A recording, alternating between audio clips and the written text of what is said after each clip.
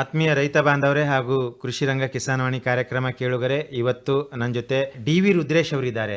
ಇವರು ಕಾರಿಗನೂರು ಗ್ರಾಮ, ಚನ್ನಗಿರಿ ತಾಲೂಕು, ದಾವಣಗೆರೆ ಜಿಲ್ಲೆ. ಕಾಕಡ ಮಲ್ಲಿಗೆ ಕೃಷಿ ವಿಶೇಷವಾಗಿ ನಾವು ಇವರಿಂದ ಮಾಹಿತಿ ಪಡ್ಕೊಳ್ಬಹುದು. ಯಾಕಂದ್ರೆ ಕಡಿಮೆ ಒಂದು ಹಿಡುವಳಿಯಲ್ಲಿ ತುಂಬಾನೇ ಒಂದು ಉತ್ಸಾಹಕ ರೀತಿಯಿಂದ ತುಂಬಾನೇ ಒಂದು ಬೇರೆಯವರಿಗೆ ಪ್ರೇರಣೆ ಆಗೋ ಹಾಗೆ ಜಮೀನು ಕಡಿಮೆ ಇದ್ರೂ ಕೂಡ ಅದರಲ್ಲೇ ಇದ್ದಿದ್ರಲ್ಲೇ ಸಮಗ್ರ ಒಂದು ಕೃಷಿನ ಮಾಡ್ತಾ ಇದ್ದಾರೆ.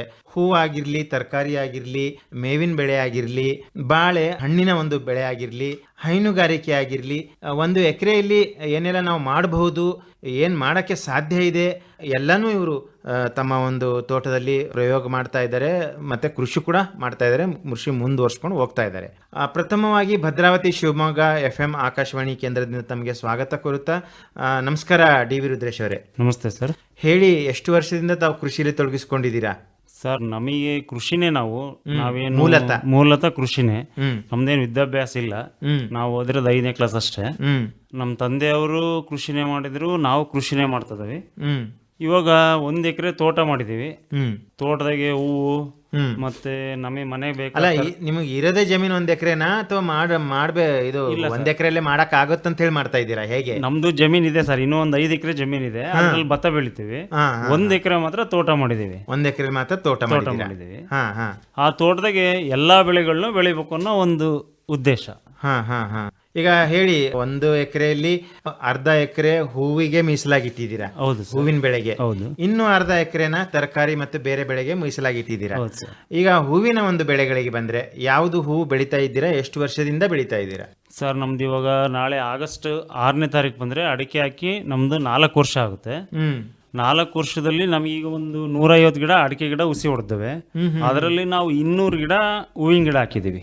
200 ಹೂವಿನ ಗಿಡದಾಗೆ ಇನ್ನು ಅಂದ್ರೆ ನಮಗೊಂದು ಅರ್ಧ ಎಕರೆ ಹೂವು ಹಾಕಿದೀವಿ. ಇವಾಗ 200 ಹೂವಿನ ಗಿಡದಾಗ ನಾವು ಸ್ವಲ್ಪ ಕಮ್ಮಿ ಡೈಲಿ ಒಂದು 3 kg ತನಕ ಹರಿತೀವಿ. 3 kgಯಿಂದ 10 kg ವರ್ಗು ಹೂವು ಹರಿತೀವಿ ಪ್ರತಿದಿನ. ವರ್ಷ ಪೂರ್ತಿ ವರ್ಷದಲ್ಲಿ 2 ತಿಂಗಳು ಹೂವು ಇರಲ್ಲ ಸರ್, ಅದು ಅಷ್ಟೇ. ಯಾವ ತಿಂಗಳಲ್ಲಿ ಇರೋದಿಲ್ಲ. ನಮಗೆ ಅದು ಬೇಸಿಗೆ ಸ್ಟಾರ್ಟ್ ಆಗೋ ಟೈಮಿಗೆ ನಾವು ಕಟ್ ಮಾಡ್ಬೇಕು ಸರ್. ಅದನ್ನ ಮೇಗಿಂದ ಎಲ್ಲ ಕಟ್ ಮಾಡಿದ್ರಷ್ಟೇ ಮಸ್ತ್ ಹೊಸ ಚಿಗುರು ಹೂವು ಎಲ್ಲ ಚೆನ್ನಾಗ್ ಬರೋದು. ಅದೇ ಗಿಡ ಬಿಟ್ರೆ ಚೆನ್ನಾಗಲ್ಲ. ಆ 2 ತಿಂಗಳು ಮಾತ್ರ ನಮಗೆ ಹೂವು ಇರಲ್ಲ. ವರ್ಷ ಪೂರ್ತಿ ಹೂವು ಇರುತ್ತೆ ಸರ್. ಈಗ ಹೂವಿನ ಬೆಳೆಯಲ್ಲಿ ತಾವು ಕಾಕಡ ಮಲ್ಲಿಗೆ ಬೆಳಿತಾ ಇದ್ದೀರಾ ಅಲ್ವಾ? ಹೌದು ಸರ್. ಇದು ಯಾವ ರೀತಿಯಿಂದ ತಮಗೆ ಒಂದು ವರಮಾನ ಹೆಚ್ಚಿಸೋದಕ್ಕೆ ಕಾರಣ ಆಯಿತು? ಮತ್ತೆ ಹೇಗೆ ಪ್ರತಿ ದಿವಸನೂ ಕಟಾವು ಮಾಡಬೇಕು? ಆಮೇಲೆ ಇದರ ಒಂದು ಮಾರ್ಕೆಟಿನ ಒಂದು ಬೆಲೆ ಬಗ್ಗೆ, ಸ್ಥಿರತೆ ಬಗ್ಗೆ ಮತ್ತೆ ಲಾಭದ ಬಗ್ಗೆ ಸ್ವಲ್ಪ ಹೇಳಿ. ಇವಾಗ ನಾವು ಹೂವು ಬಹಳ ಚೆನ್ನಾಗಿದೆ ಸರ್. ಇದು ರೈತರಿಗೆ ಮಾಡ್ಬೋದು, ಎಲ್ಲ ರೈತರು. ಇದ್ರಾಗ ಏನಂದ್ರೆ ನಮಗೆ ಪ್ರತಿದಿನ ಆದಾಯ ಸರ್. ಇದು ನಾವೀಗ ಪ್ರತಿದಿನ ಹೂವು ಹರಿತೀವಿ, ಮಾರ್ಕೆಟಿಗೆ ಕಳಿಸ್ತೀವಿ, ದುಡ್ಡು. ಇವಾಗ ನಾವು ದಾವಣಗೆರೆಯಲ್ಲಿ ಒಂದು ಅಂಗಡಿ ಮಾತಾಡಿದ್ವಿ ಸರ್. ಆ ಅಂಗಡಿ ನಾನು ಬೆಳಗ್ಗೆ ಬಸ್ಸಿಗೆ ಇಲ್ಲಿ ಹೂ ಬಿಡ್ತೀನಿ. ಅವ್ರು ಅಲ್ಲಿ ಅಂಗಡಿ ಇಳಿಸ್ಕೊಂಡು ಅವತ್ತಿನ ರೇಟ್ ಏನಾಗಿರ್ತತಿ ನಮಗೆ ಅಂದ್ರೆ ಪ್ರತಿ ದಿವಸನೂ ರೇಟ್ ಚೇಂಜ್ ಆಗುತ್ತೆ. ಪ್ರತಿದಿನ rate change sir. Marketing rate ಒಂದು ದಿನ 200 ಇರುತ್ತೆ ಸರ್, ಒಂದಿನ 600 ಆಗುತ್ತೆ.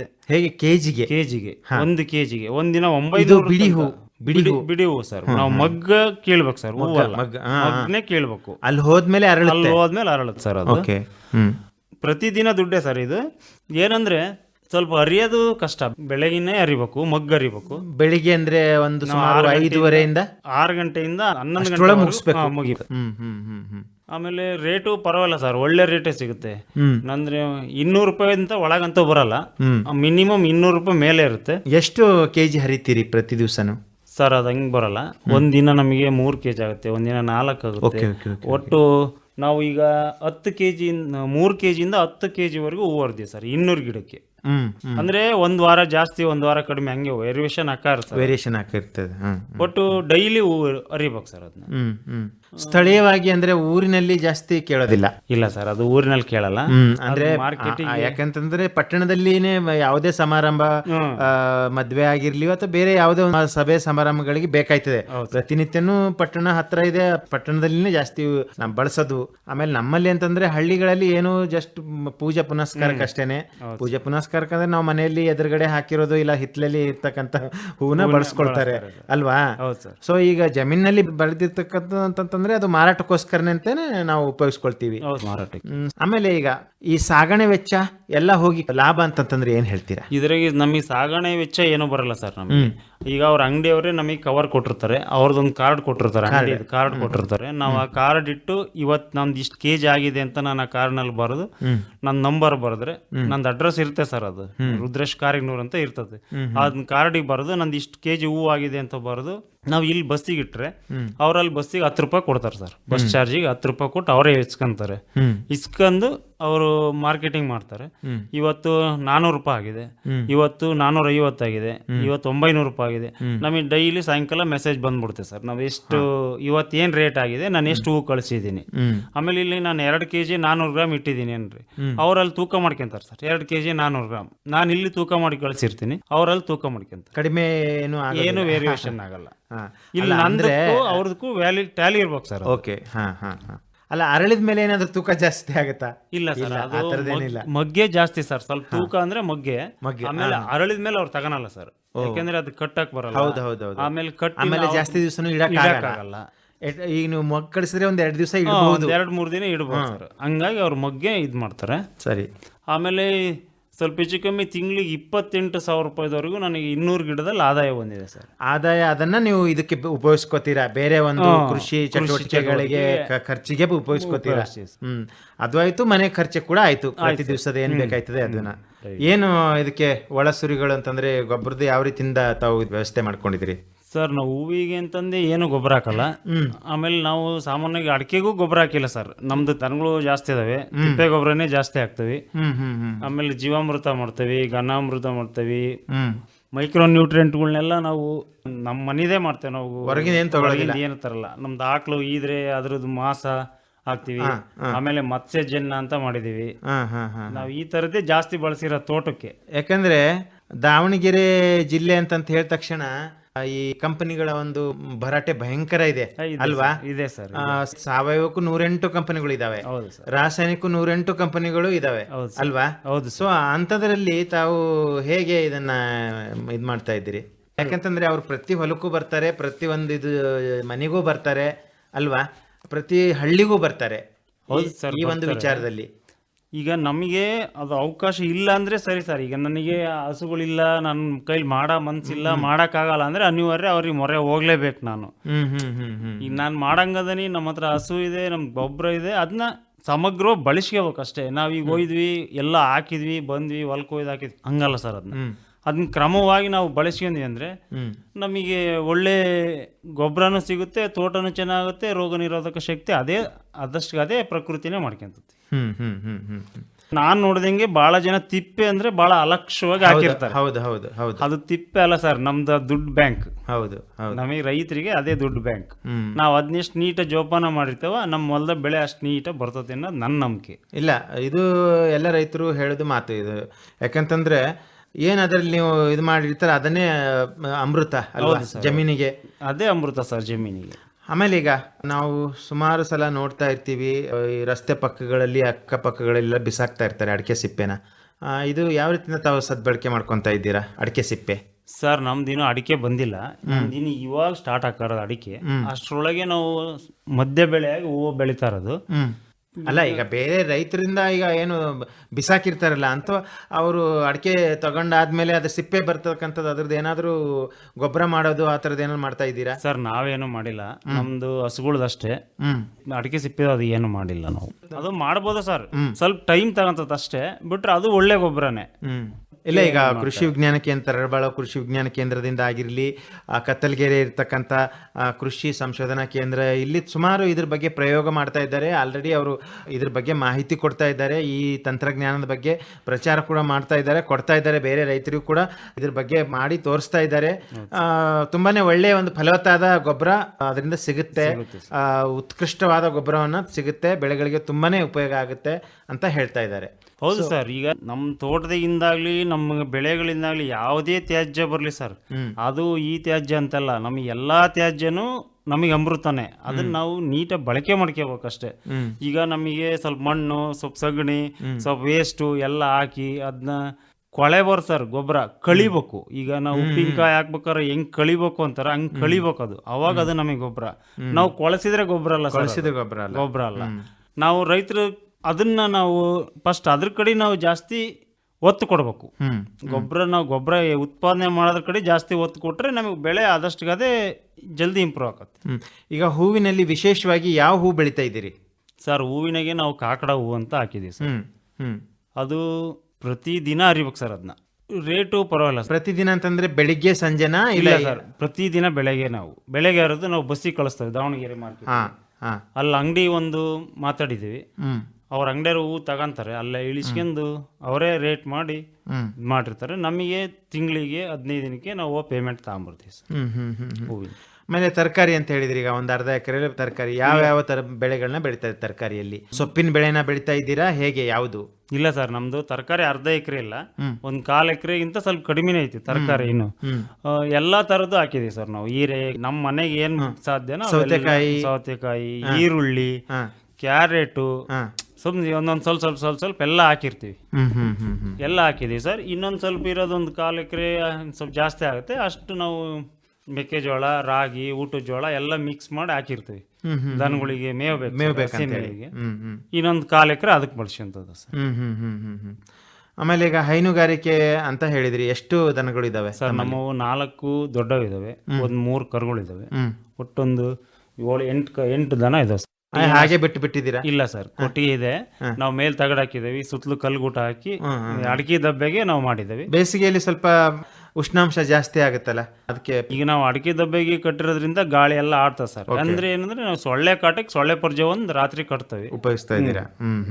ಇನ್ನು ಅಡಿಕೆ ದಬ್ಬೆಗೆ ಗಾಳಿ ಈ ಕಡೆಯಿಂದ ಆ ಕಡೆಯಿಂದ ಹೋಗುತ್ತೆ ಸರ್. ಎಂತ ಈ ಬೇಸಿಗೆಯಲ್ಲಿ ಯಾವ ರೀತಿಯಿಂದ ಮೇವಿನ ಒಂದು ನಿರ್ವಹಣೆಗೆ ಬಂದ್ರೆ ಬೇಸಿಗೆಯಲ್ಲಿ ಹೆಂಗ್ ಮಾಡ್ತೀರಾ? ಅದೇ ಸರ್, ಈಗ ನಾವು ನಮಗೆ ಒಂದು ಸರಿ ಹಾಕಿದ್ರೆ 1 ತಿಂಗಳು ನಮಗೆ ಮೇವು ಸಿಗ್ತಾನೆ ಇರ್ತದೆ, ಹಸಿ ಮೇವು. ಅದು ಹೋಗ್ತದಂಕ್ಲೆ ಮತ್ತಲ್ಲೇ ಈ ಕಡೆಗೆ ನಾವು ಕೊಯ್ದಿರ್ತಾವಲ್ಲ, ಕೊಯ್ದಿರ್ತಾವಲ್ಲ, ಅದಕ್ಕಲ್ಲೇ ಮತ್ತೆ ಹಾಕಿರ್ತೀವಿ. ಹಂಗೆ ಸುಮ್ಮನೆ ರೊಟ್ಟೆ ಡಕ್ಕ ಸರ್, ಒಂದು 10-15 ದಿನ ಗ್ಯಾಪ್ ಆಗುತ್ತೆ ನಡುವೆ ಅಷ್ಟೇ. ಒಟ್ಟು ಕಂಟಿನ್ಯೂ ಹಸಿ ಮೇವು ಮಾಡ್ತೀವಿ. ಹಸಿ ಮೇವು ಮಾಡ್ತೀರಾ? ನಮಗೆ ಬೇಕಾದ ತರಕಾರಿಗಳು ಅಲ್ಲೇ ನಮ್ಮಲ್ದಾಗ ಇರ್ತವೆ. ನಾವು ಬೆಳಗ್ಗೆನೆ ಹೋಗಿರ್ತೇವೆ ಹೂ ಹೊರಕ್ಕೆ, ಹೂ ಹೊರದ್ರೆ ನಮಗೆ ಬೇಕಾದ ತರಕಾರಿನ ಹರ್ಕೊಂಡು ನಮ್ಮ ದನಗಳಿಗೆ ಮೇವು ತಗೊಂಡೇ ಬರ್ತೀವಿ ಸರ್ ಮನೆಗೆ. ತೋಟ ನಿಮ್ಮದು ಹೇಗೆ, ರಸ್ತೆ ಹೊಂದ್ಕೊಂಡಿದೆಯೋ ಅಥವಾ ರಸ್ತೆ ಬೇಕಾ? ಯಾವ ಕಡಿದಾದ ಒಂದು ಪ್ರದೇಶದಲ್ಲಿ ಇದೆಯಾ? ಇಲ್ಲ ಸರ್, ನಮಗೆ ರಸ್ತೆ ಇದೆ ನಮ್ಮ ತೋಟಕ್ಕೆ, ಯಾವುದೇ ಸಮಸ್ಯೆ ಇಲ್ಲ. ನೀರಿನ ಒಂದು ನಿರ್ವಹಣೆಗೆ ಬಂದ್ರೆ ಹೇಗೆ ಸರ್? ನಮಗೆ ಭದ್ರಾ ನೀರು ಬರುತ್ತೆ, ಚಾನಲ್ ನೀರು ಬರುತ್ತೆ, ಆಮೇಲೆ ಬೋರ್ವೆಲ್ ಇದೆ. ಆ ಭದ್ರಾ ನೀರು ನಮಗೆ ಮಳೆಗಾಲದಾಗ ಸಿಗ್ತದೆ, ಬೇಸಿಗೆ ಸ್ವಲ್ಪ ಕಷ್ಟ. ಆ ಟೈಮ್ ನಾವು ಬೋರ್ವೆಲ್ ಬಳಸ್ಕೊಂತೇವೆ. ನಮಗೆ ಬೇಸಿಗೆ ಸ್ವಲ್ಪ ಟೈಲೆಂಡ್, ನಮ್ದು ಕೊನೆ ಬಾರ್ಡ್ರು, ಸ್ವಲ್ಪ ಕಷ್ಟ ನೀರು ಸಿಗೋದು. ಆ ಟೈಮ್ನಲ್ಲಿ ನಾವು ಬೋರ್ವೆಲ್ ನೀರು ಬಳಸ್ತೇವೆ. ಡ್ರಿಪ್ ಇದೆ, ಎಲ್ಲ ಡ್ರಿಪ್ ಮಾಡಿದೀವಿ. ಸರ್ಕಾರಿ ಇಲಾಖೆಯಿಂದ ಅಂದ್ರೆ ತೋಟಗಾರಿಕೆ ಮತ್ತೆ ಕೃಷಿ ಇಲಾಖೆಯಿಂದ ಯಾವ ರೀತಿಯಿಂದ ನೀವು ಸಹಾಯ ತಗೊಂಡಿದ್ದೀವಿ ಸರ್? ನಾವು ಈಗ ಫಸ್ಟ್ ಒಂದ್ಸರಿ ಬಾಳೆ ಹಾಕಿದ್ವಿ. ಬಾಳೆ ಹಾಕಿದಾಗೆ ನಮಗೆ ಡ್ರಿಪ್ಪಿಗೆ ಸಬ್ಸಿಡಿ ಕೊಟ್ಟಿದ್ರು. ಆಮೇಲೆ ಸ್ಪ್ರಿಂಕ್ಲರ್ ಪೈಪ್ ತಗೊಂಡಿದೀವಿ. ಆಮೇಲೆ ನಾವು ಒಂದು ಸಣ್ಣದು ಪವರ್ ಟಿಲ್ಲರ್ ತಗೊಂಡ್ವಿ, ಅದಕ್ಕೂ ಸಬ್ಸಿಡಿ ಬಂದಿದೆ. ಸರ್ಕಾರದಿಂದ ನಮಗೆ ಅನುಕೂಲ ಆಗಿದೆ ಸರ್. ಇದು ಪ್ರಧಾನಮಂತ್ರಿ ಕಿಸಾನ್ ಸಮ್ಮಾನ್ ನಿಧಿ ಬರುತ್ತಾ ತಮಗೆ?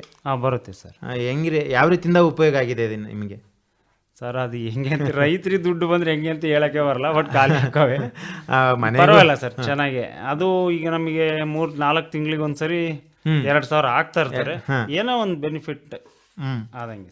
ಇಷ್ಟು ಸಾಕಾಯ್ತದ? ರೈತರಿಗೆ ಸಾಕಾಗಲ್ಲ ಸರ್, ಸಮಾಧಾನ ಮಾಡ್ಕೋಬಹುದು. ಅಲ್ಲ, ಇನ್ನು ಅಂದ್ರೆ ಬೇಡಿಕೆ ಏನಿದೆ ಸರ್ ನಮಗೆ ಇರಬೇಕು ಅಂತ ಹೇಳಿ? ಹಂಗಲ್ಲ ಸರ್, ನನ್ನ ವೈಯಕ್ತಿಕ ಅನುಭವ ಹೇಳಿದರೆ ಅವ್ರು 6,000 ಕೊಡ್ತಾರೆ. 6,000 ಕೊಡೋದಕ್ಕಿಂತ ನಮಗೆ ಬೇಕಾದ ಮೂಲ ಸೌಕರ್ಯಗಳು ಜಾಸ್ತಿ ಕೊಡ್ಬೇಕು. ಈಗ ಮೊನ್ನೆ ಒಂದು ಬಿಟ್ಟಿದಾರೆ ಸರ್ ಸೋಲಾರ್ ಇಂದು 90% ಸಬ್ಸಿಡಿ, ಅದು ರೈತರಿಗೆ ಬೆನಿಫಿಟೇ ಸರ್. ಇದು ಇಂಥ ಒಳ್ಳೆ ಸ್ಕೀಮ್ಗಳು ಬೇಕು ಸರ್ ರೈತರಿಗೆ. ಆಮೇಲೆ ಯೋಜನೆ ಅಂತ ಇದು ಸೋಲಾರ್ ಸಿಸ್ಟಮ್ ಹಾಕೊಂಡ್ರೆ 90% ಸಬ್ಸಿಡಿ, ಮತ್ತೆ ಅದರಿಂದ ತುಂಬಾ ಉಪಯೋಗ ಇದೆ ರೈತರಿಗೆ. ಪಂಪ್ ಸೆಟ್ಗಾಗಿರ್ಲಿ, ಬೇರೆ ಒಂದು ವಿಚಾರಕ್ಕಾಗಿರ್ಲಿ ತುಂಬಾ ಉಪಯೋಗ ಇದೆ ಅಲ್ವಾ? ಈ ತರ ಸ್ಕೀಮ್ ಬೇಕು ಸರ್ ರೈತರಿಗೆ. ಆಮೇಲೆ ಅವ್ರಿಗೆ ಕೆಲವು ಒಳ್ಳೆ ಬೀಜಗಳು ಬೇಕು. ಹೌದು, ರೈತರು ಕೇಳೋದೇನು ಬೀಜ, ನೀರು, ಈ ತರದೇ ಜಾಸ್ತಿ ಕೇಳ್ತಾರೆ. ಆಮೇಲೆ ಈಗ ಅವ್ರು ಕೊಡೋದು 6,000 ಒಂದು ವರ್ಷಕ್ಕೆ ಕೊಡ್ತಾರೆ ಸರ್, ಅದು ರೈತರಿಗೆ ಬಹಳ ಅನುಕೂಲನೇ ಆಕತಿ. ಅದು ಒಳ್ಳೇದೇ ಅಂತ ಹೇಳ್ತೀರಾ. ಹೌದು. ಜೊತೆಗೆ ಈಗ ಮೇವಿನ ಬೆಳೆ ನಿರ್ವಹಣೆಗೆ ಬಂದ್ರೆ ಮೇವು ಯಾವ್ದು ಹಾಕಿದಿರಿ, ಯಾವ ಬೆಳೆ ಹಾಕಿದಿರಾ ಮೇವು? ಸರ್ ನಾವು ಒಂದೇ ಹಾಕಲ್ಲ ಸರ್, ಮೆಕ್ಕೆಜೋಳ ಹಾಕ್ತಿವಿ, ಊಟದ ಜೋಳ ಹಾಕ್ತಿವಿ, ರಾಗಿ ಹಾಕಿರ್ತೀವಿ, ಎಲ್ಲ ಮಿಕ್ಸ್, ಅದ್ರ ಜೊತೆಗೆ ಅಲಸಂದೆ ಹಾಕ್ತಿವಿ, ಉಳ್ಳೆ ಹಾಕ್ತಿವಿ, ಎಲ್ಲ ಮಿಕ್ಸ್ ಸರ್, ಅಷ್ಟನ್ನು ಮಿಕ್ಸ್ ಮಾಡೇ ಹಾಕೋದು. ಈಗ ನಮ್ದು ಅಡಿಕೆ ಅಲ್ಲ, ಅಡಿಕೆ ತೋಟ ಅಲ್ಲ, ಸುಮ್ಮನೆ ಪ್ರತಿ ಎಲ್ಲಾ ಸಾಲುಗಳಿಗೂ ಮಿಕ್ಸ್ ಮಾಡಿ ಹಾಕಿರ್ತೀವಿ. ಕೊಯ್ಯಾಕರೆ ಎಲ್ಲ ಜೊತೆಗೆ ಬರುತ್ತೆ. ಈಗ ನಮ್ಗೆ ಅಲಸಂದಿನೂ ಅದ್ರಾಗೆ ಸಿಗುತ್ತೆ, ಉಳ್ಳಿ ಸಿಗುತ್ತೆ, ಮೆಕ್ಕೆಜೋಳ ಸಿಗುತ್ತೆ, ದೊಡ್ಡ ಜೋಳ ಸಿಗುತ್ತೆ, ಸಜ್ಜೆ ಸಿಗುತ್ತೆ. ಹಂಗೆ ಸಪ್ರೇಟ್ ಅಂತ ಏನು ಹಾಕಿಲ್ಲ. ಸಪ್ರೇಟ್ ಅಂದ್ರೆ ಇದು ಒಳ್ಳೇದೇ ಅಲ್ವಾ, ಎಲ್ಲ ಒಂದು ಮಿಶ್ರಣ ಇದು ಮಾಡಿದ್ರೆ ಎಲ್ಲಾ ಪೋಷಕಾಂಶಗಳು ಕೂಡ ಸಿಗುತ್ತೆ. ಹೌದು ಸರ್. ಹಾ, ಇದಲ್ದೇನೆ ಈಗ ಹೊರಗಿನ ಮಾರ್ಕೆಟ್ ಇಂದ ಏನೋ ತಂದು ಹಾಕ್ತೀರಾ? ಮಾರ್ಕೆಟ್ ಅಂದ್ರೆ ಈ ಇದ್ರಲ್ಲಿ ಸಿಗುತ್ತಲ್ಲ ನಂದಿನಿ. ತರ್ತೀವಿ ಸರ್ ನಾವು. ಈಗ ನಂದಿನಿ KMF ನಾವು ಹಾಲು ಅಲ್ಲೇ ಹಾಕೋದು. ಅಲ್ಲೇ ಹಾಕೋದ್ರಿಂದ ನಾವು ಅಲ್ಲಿ ಒಂದ್ ತಿಂಗಳಿಗೆ 1-2 ಚೀಲದಂಗೆ ಅಲ್ಲಿ ಪೇಣಿ ತರ್ತೀವಿ. ಒಂದೊಂದು ಬೆಳಗ್ಗೆ ಸಾಯಂಕಾಲ ಸ್ವಲ್ಪ ಇಡ್ತೀವಿ. ಹಸಿ ಮೇವು ನಮ್ದು ಒಣ ಹುಲ್ಲು ಇದನ್ನೇ ಜಾಸ್ತಿ ಬಳಸೋದು. ಆದ್ರೂ ಸ್ವಲ್ಪ ಅವಕ್ಕೂ ಇದಾಗ್ಲಿ ಅಂತ ಒಂದ್ ಸ್ವಲ್ಪ ತರ್ತೇವೆ, ತಿಂಡಿನೂ ತಂದು ಇಡ್ತೇವೆ ಡೈರಿಯಿಂದ. ಆಮೇಲೆ ರೋಗ ರುಜಿನಗಳಿಗೆ ಡಾಕ್ಟರ್ನ ಇಲ್ಲ ಮನೆ ಮದ್ಯ ಕೊಡ್ತೀರಾ? ಸರ್ ನಮ್ಮ ದನಗಳಿಗೆ ನಾವು ಕಾಲುಬಾಯಿ ಇಂಜೆಕ್ಷನ್ ಒಂದು ಬಿಟ್ರೆ ಬೇರೆ ಏನು ಇಂಜೆಕ್ಷನ್ ಮಾಡಿಲ್ಲ. ಮಾಡಿಸಿಲ್ಲ. ಜಂತು ಹುಳುಗಳ ನಿವಾರಣೆಗೆ ಅವೆಲ್ಲ ಇದು ಮಾಡ್ತಾರಲ್ಲ, ಅವು ಏನು ಆಗಲ್ಲ ಸರ್. ಆದ್ರೆ ನಾವು ಏನು ದನಗಳು ಯಾವಾಗ್ಲೂ ಕಟ್ಟಿದತ್ರನೇ ಬಿಡಬಾರ್ದು ಸರ್. ಅವು ಸ್ವಲ್ಪ ವಾಕ್ ಮಾಡಿ ಅವು ಅಡ್ಡಾಡಿ ಬಂದು ಇದು ಮಾಡಿದ್ವಿ ಅಂದ್ರೆ ಅವಕ್ಕೆ ಏನು ಕಾಯಿಲೆ ಬರೋದಿಲ್ಲ. ನಾವೀಗ ನಮ್ದು ರೈತರದ್ದು ಹೆಂಗೆ ಅಂದ್ರೆ ಸುಮ್ಮ ಅಲ್ಲೇ ಕಟ್ಟಿರ್ತವೆ, ಅಲ್ಲೇ ಮೇವು, ಅಲ್ಲೇ ನೀರು, ಅಲ್ಲೇ ಹಾಲಿಂಡೋದು, ಅಲ್ಲೇ ಸ್ನಾನ ಎಲ್ಲ ಅಲ್ಲೇ ಮಾಡಿಸ್ತೇವೆ. ಅವಾಗ ಅವಕ್ಕೆಲ್ಲ ಕಾಯಿಲೆನೂ ಬರ್ತವೆ. ನೀವು ಹೇಗೆ ಈಗ ಬಿಟ್ಟು ಮೇಯಿಸ್ತೀರಾ? ಅದಕ್ಕೆ ಬಿಟ್ಬಿಡ್ತೀರಾ ತೋಟದಲ್ಲಿ? ಸರ್ ನಾವು ಈಗ ನಾಟಿ ಹಚ್ಚಿದಾಗ 1-2 ತಿಂಗಳು ನಮ್ಮ ಕೈಲಿ ಬಿಡಕ್ಕಾಗಲ್ಲ ಸರ್, ನಮ್ಗೆ ಎಲ್ಲೂ ಜಾಗಿರಲ್ಲ. ಈ ನಾಟಿ ಎಲ್ಲ ಕೊಯ್ಲು ಆದ್ವು ಅಂದ್ರೆ ನಾವು ಮತ್ತೆ ಬಿಡ್ತಾವ ಸರ್, ಮೇಯಕ್ಕೆ ಹೋಗ್ತವೆ, ಮೇಯ್ಸಕ್ ಹೋಗ್ತೀವಿ. ಒಟ್ಟು ಅಡ್ಡಾಡ್ತವ ಸರ್ ವಾಕ್. ಬೇರೆ ಜಮೀನಿಗೂ ತಗೊಂಡು ಹೋಗ್ತೀರಾ? ಬೇರೆ ಅಂದ್ರೆ ಗೋಮಾಳ ಪ್ರದೇಶಗಳಿಗೆ ಹೋಗ್ತವ ಸರ್. ಅದಲ್ದೇನೆ ಈಗ ಬೇಸಿಗೆಯಲ್ಲಿ ಏನು ಒಣ ಹವೆ ಇರ್ತದೆ, ಯಾವುದೇ ಒಂದು ಸಮಸ್ಯೆ ಇರೋದಿಲ್ಲ. ಚಳಿಗಾಲ ಮಳೆಗಾಲದಲ್ಲಿ ಸ್ವಲ್ಪ ನಾವು ಕಾಪಾಡಬೇಕಾಯ್ತದೆ. ಬೇಸಿಗೆಯಲ್ಲಿ ಒಂದು ಸ್ವಲ್ಪ ಬಿಸಿಲು ಬಿಟ್ಟರೆ ಬೇರೆ ಏನೂ ಸಮಸ್ಯೆ ಇರೋದಿಲ್ಲ. ಸೊ ಹಾಗಾಗಿ ಈಗ ತಾವು ಚಳಿಗಾಲ ಮತ್ತು ಮಳೆಗಾಲದಲ್ಲಿ ಯಾವ ಒಂದು ಇದು ಮಾಡ್ಕೊಂಡು? ಇಲ್ಲ ಸರ್, ಅದಕ್ಕೆಲ್ಲ ಶೆಡ್ ಇದೆ, ಮಳೆ ಬಂದರೆ ತೊಯ್ಯಲ್ಲ, ಏನಿಲ್ಲ, ಎಲ್ಲ ಸ್ಪೆಷಾಲಿಟಿ ಮಾಡಿದ್ದೀವಿ. ಏನಂದ್ರೆ ನಮ್ದು ಗೋಡೆ ಇಲ್ಲ, ಈ ಥರ ಈ ಗೋಡೆ ಕಟ್ಟಿಲ್ಲ. ಹಂಗೆ ನ್ಯಾಚುರಲ್ ಆಗಿ ಅಡಿಕೆ ದಬ್ಬಿಗಳು, ತೆಂಗಿನ ಗರಿ ಅವನ್ನೆಲ್ಲ ಸಿಗಿಸಿ ಮಾಡಿರೋದು. ಮೇಲೆ ತಗಡ ಹಾಕಿದ್ದೀವಿ. ಆಮೇಲೆ ಈ ಉಣ್ಣೆಗಳು ನಿರ್ವಹಣೆ ಮಾಡಕ್ಕೆ ಅದೇನಾದರೂ ಔಷಧಿ ಉಪಯೋಗಿಸ್ತೀರಾ ಇಲ್ಲ ಹೇಗೆ? ಇಲ್ಲ ಸರ್, ನಾವು ಕೆಲವು ಸರಿ ಉಣ್ಣೆ ಔಷಧಿ ಸ್ಪ್ರೇ ಮಾಡ್ತೇವೆ ಆಕಳುಗಳು. ಯಾಕಂದ್ರೆ ಈ ಬೇಸಿಗೆಗೆ ಜಾಸ್ತಿ ನಮಗೆ ಉಣ್ಣೆ ಬರೋದು. ಬೇಸಿಗೆ ಟೈಮಿಗೆ ಈ ಗಮ್ಮಕ್ಕೆ ಉಣ್ಣೆ ಜಾಸ್ತಿ ಹಾಕವೆ. ಉಣ್ಣಿಗೆ ಮಾತ್ರ ಔಷಧಿ ಬಳಸಿದೀವಿ. ನಿರ್ಮೂಲನೆ ಆಗಿದೆ ಸಂಪೂರ್ಣ? ಆಗುತ್ತೆ ಸರ್, ಮತ್ತೆ ಆಗುತ್ತೆ. ಒಟ್ಟು ಔಷಧಿ ಚೆನ್ನಾಗಿದೆ ಸರ್. ಈಗ ಉಣ್ಣಿಗೆ ನಾವು ಏನೊಂದು 5 ml ಏನೋ ಬರ್ತದದು, ಅದನ್ನ ತಂದು ಹಚ್ಚಿದ್ರೆ ಉಣ್ಣೆ ಎಲ್ಲ ಹೋಕ್ಕವೆ. ಮತ್ತೆ ಕೃಷಿ ಹೊಂಡ ಏನಾದ್ರು ಮಾಡ್ಕೊಂಡಿದ್ದೀರಾ? ಇಲ್ಲ ಸರ್, ಕೃಷಿ ಹೊಂಡ ಮಾಡಿಲ್ಲ. ಸರ್. ಯಾಕಂದ್ರೆ ಕೃಷಿ ಹೊಂಡ ಮಾಡಿದ್ರೆ ಸ್ವಲ್ಪ ನೀರಿನ ಒಂದು ಅಭಾವ ಇದ್ದಾಗ ಉಪಯೋಗ ಮಾಡ್ಕೊಳ್ಬಹುದು. ಜೊತೆಗೆ ಅದರಲ್ಲಿ ಬೇರೆ ಒಂದು ಮೀನುಗಾರಿಕೆ ಅದನ್ನು ಮಾಡಬಹುದು ಅಂತ ಹೇಳ್ತಾರೆ, ಮಾಡ್ತಾನೂ ಇದ್ದಾರೆ. ನಮ್ಮ ಕೃಷಿ ಇಲಾಖೆಯವರಾಗಿರ್ಲಿ, ತೋಟಗಾರಿಕೆ ಇಲಾಖೆಯವರಾಗಿರ್ಲಿ, ಇಲ್ಲ ಕೃಷಿ ವಿಶ್ವವಿದ್ಯಾಲಯದ ಸಂಬಂಧಪಟ್ಟ ಅಧಿಕಾರಿಗಳೇ ಆಗಿರಲಿ ಹೇಳ್ತಾರೆ. ಸೊ ಇದರಲ್ಲಿ ಯಾವುದೇ ಒಂದು ಸಮಸ್ಯೆ ಇಲ್ಲ ಆ ಥರದ್ದು ಮಾಡಿದರೆ. ಜೊತೆಗೆ ಈಗ ತಾವು ತರಬೇತಿ ಏನಾದರೂ ಪಡ್ಕೊಂಡಿದ್ದೀರಾ ಕೃಷಿಗೆ ಸಂಬಂಧಪಟ್ಟಿದ್ದು, ಇಲ್ಲ ತೋಟಗಾರಿಕೆ ವಿಷಯಕ್ಕೆ ಸಂಬಂಧಪಟ್ಟಿದ ಹಾಗೆ? ಪಡ್ಕೊಂಡಿದ್ದೀವಿ ಸರ್. ಎಲ್ಲಿ? ನಾವು ಕತ್ಲಗಿರಿ ಯೂನಿವರ್ಸಿಟಿ ಸಂಶೋಧನಾ ಕೇಂದ್ರ, ಅಲ್ಲಿ ಜೇನು ಕೃಷಿ ತರಬೇತಿ ತಂದಿವಿ. ಆಮೇಲೆ ನಮಗೆ ದಾವಣಗೆರೆ ICR ತರಳಬಾಳು ಕೃಷಿ ಕೇಂದ್ರ, ಅಲ್ಲಿ ನಮಗೆ ಬಹಳ ಜನ ಮಲ್ಲಿಕಾರ್ಜುನ್ ಸರ್ ಆಗಿರ್ಬೋದು, ಬಹಳ ಜನ ಸಣ್ಣ ಗೌಡ್ರು ಅವರೆಲ್ಲ ಬಹಳ ನಮಗೆ ಸಹಕಾರ ಮಾಡ್ತಾರೆ ಸರ್. ನಾವು ಏನೇ ಒಂದು ಮಾಡ್ತೇವೆ ಅಂದ್ರೂ ಪ್ರೋತ್ಸಾಹ ಮಾಡ್ತಾರೆ. ಅಲ್ಲಿ ಬಹಳ ಕಾರ್ಯಕ್ರಮಗಳಿಗೆ ಹೋಗಿದ್ದೀವಿ. ಆಮೇಲೆ ನಾವು ಪೂನಾಕ್ಕೆಲ್ಲ ಹೋಗಿದ್ದೀವಿ ಕೃಷಿ ಮೇಳಕ್ಕೆ, ಮಹಾರಾಷ್ಟ್ರ. ಸ್ವಂತನಾ ಇಲ್ಲ ಸರ್ಕಾರದಿಂದ? ಸ್ವಂತನೇ. ಆಮೇಲೆ ಒಂದ್ಸರಿ ಮಾತ್ರ ಕೇರಳಕ್ಕೆ ನಮ್ಮನ್ನ ಸರ್ಕಾರದಿಂದಾನೇ ಕರ್ಕೊಂಡು ಹೋಗಿದ್ರು, ತೋಟಗಾರಿಕೆ ಇಲಾಖೆಯಿಂದ. ಅಲ್ಲಿ ಕಾಳ್ಮೆಣಸು, ಅಲ್ಲಿ ಸಾಂಬಾರ್ ಬೆಳೆಗಳೆಲ್ಲ ಹೆಂಗ್ ಬೆಳಿತಾರೆ ಏನು ಅಂತ ಕೇರಳಕ್ಕೆ ಒಂದ್ಸರಿ ಹೋಗಿದ್ದೀವಿ. ಆಮೇಲೆ ರಾಯಚೂರು ಯೂನಿವರ್ಸಿಟಿಗೆ ನಾವು ಫಸ್ಟ್ 2013 ಭತ್ತ ನೋಡ್ಕೊಂಬರಕ್ ಹೋಗಿದ್ವಿ ಸರ್. ಅಲ್ಲಿ ಭತ್ತ ಬಿತ್ತದು ನೋಡ್ಕೊಂಡು ಅಲ್ಲಿಂದ ಬಂದು ನಮ್ಮೂರಾಗೆ ಭತ್ತ ಬಿತ್ತಿ ಬೆಳೆದು ಡ್ರೈ ಲ್ಯಾಂಡ್ನಾಗ ಸರ್. ಈಗ ನಾವೆಲ್ಲ ಒಳ್ಳೆ ಮಾಡಿ ಭತ್ತ ಬೆಳಿತೀವಿ. ಆ ಟೈಮ್ನ ನಾವು ಭತ್ತ ಬಿತ್ತದು ಮಿಷಿನ್ನು ಮತ್ತೆ ಅಲ್ಲಿ ಯಾವ ತರ ಮಾಡಿದಾರೆ ಏನಂತ ಅವ್ರ ಹೆಸರೇನ ಆಯ್ತದು.